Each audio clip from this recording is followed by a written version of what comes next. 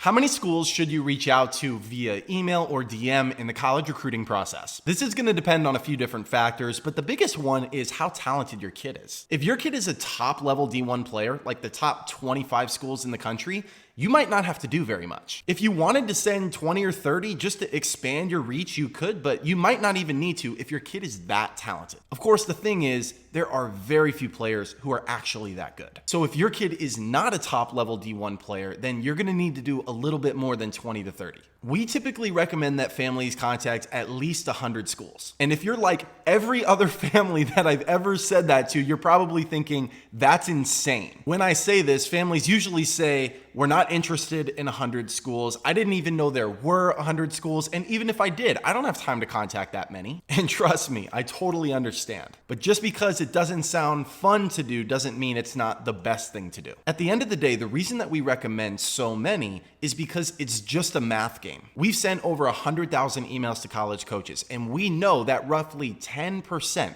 on average will positively reply. So if you only contact 20 to 30, then you're looking at about 2 to 3 responses, which is not a ton. There are so many more reasons to contact more schools, and it doesn't mean that you're settling, it just means that you're expanding your exposure.